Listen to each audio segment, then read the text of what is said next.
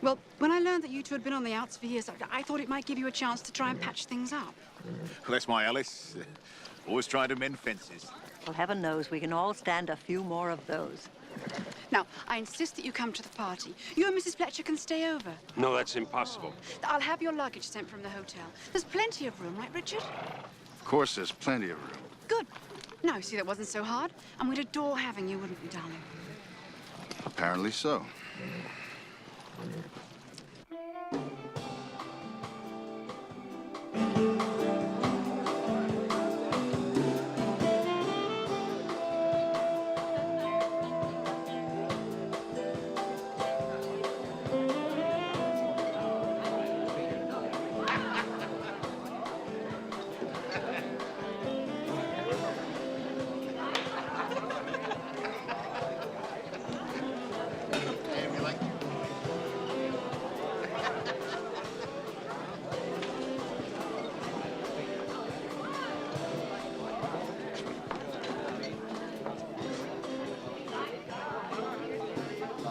Oh, I'm sorry.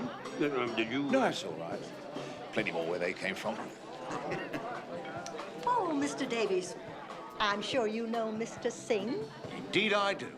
Pleasure to see you again. Likewise, I'm sure. Him being with the Indian Embassy, I was telling him how much I enjoyed that picture, Gunga Din. Oh, Uncle Seth, having fun at Daddy's little soiree? It'd be absurd, Carolyn. No one has fun. One simply survives, one drink to the next. I was just saying to Mr. Singh, I was so sorry that we missed the whole polo match. Believe me, Mrs. Fletcher, you didn't miss a thing. Oh, I disagree. Before your fall, you'd managed to score 3 goals, a most impressive accomplishment. Cigarette? Oh, don't mind if I do. Turkish, huh? Thanks. Why not? God knows I've smoked everything else. These are quite strong, really. Mark, you think you'll ever find the strength to give those up? Look at Alice. She stopped the day we got married. Just like that. Well, not quite just like that. The Eye of the Daanav.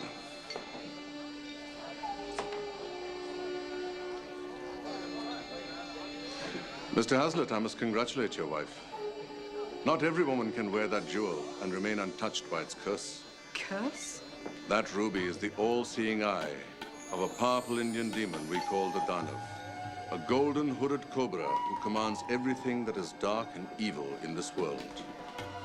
Angered by its theft more than a century ago, the Daanav laid a curse upon the stone to rob the breath of life itself from one whose heart is less than pure, killing them most horribly.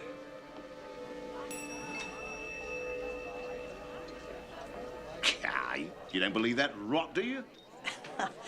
Well, I imagine we all find beliefs that we don't share a little baffling. Yes. Well, this one has scare tactic written all over it. Seems you're wearing a national treasure, my dear. Or damn near to it.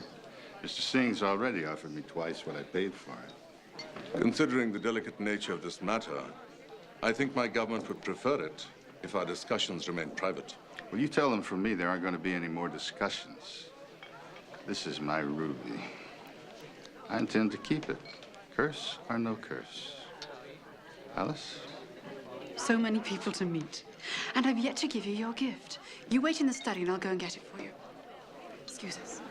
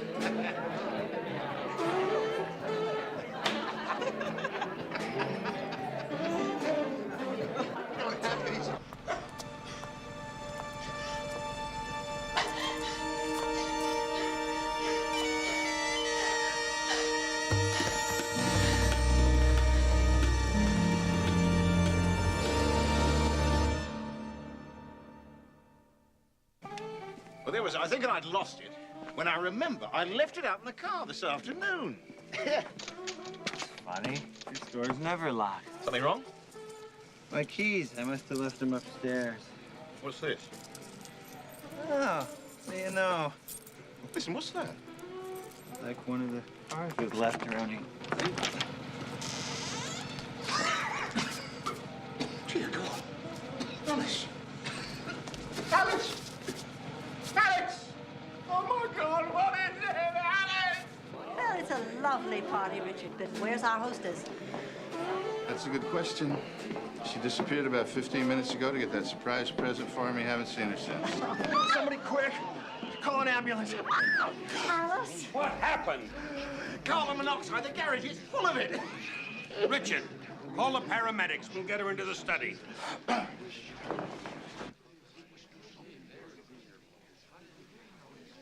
It's the truth, Mrs. Fletcher. If I hadn't nipped out to get my pipe, she'd be a goner. As it is. Well, believe me, Mr. Davies, Alice couldn't be in better hands. Excuse me. The paramedics are on their way. It's all right, Richard. She's coming around. My God. How could this happen? I suspect the police will want to know the same thing. The police? What do we need with them? My daughter was nearly murdered. What? Well, apparently they found her locked in the garage and she couldn't get out. It's ridiculous. Must have been some sort of accident. Accident? I sure as hell intend to find out who caused it. Now, do you call them or do I?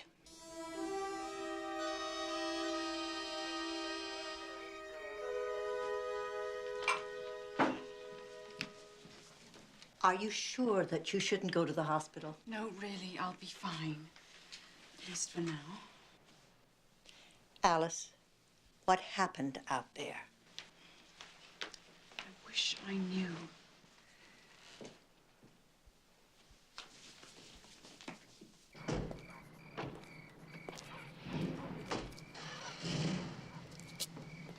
Oh, excuse me, Lieutenant Hayes?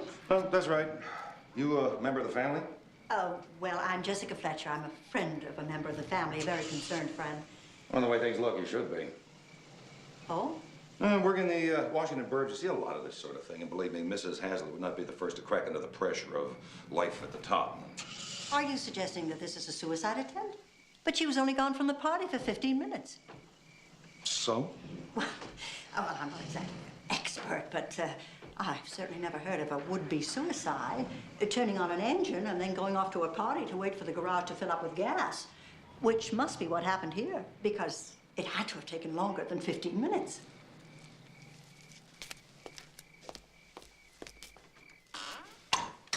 Who did you say you are? Jessica Fletcher. I was out from Washington for the day with... You're from Washington? Well, no. Actually, I was there for a meeting with Congressman Hale. Everett Hale? The head of the House Committee on Secret Intelligence? Well, yes, but frankly, I fail to see what that has got to do with this. Oh, sure. I get it. Pardon me, Lieutenant. You get what? Ma'am, I understand. It's strictly need to know, right? Well, you need to know the bottom line before you go ruling out suicide. Yeah, excuse me, Lieutenant. You've lost me. What are you talking about? This. The bottom line. I found it locked in the ignition. A is for Alice. Yes, of course it's mine, Lieutenant. But I've no idea how it got locked in the car. I always keep it on a hook near the back door. Anyone could have taken it. I see. Now, you said the electric door wouldn't work. You checked the plug? Well, no. I pushed the button a few times.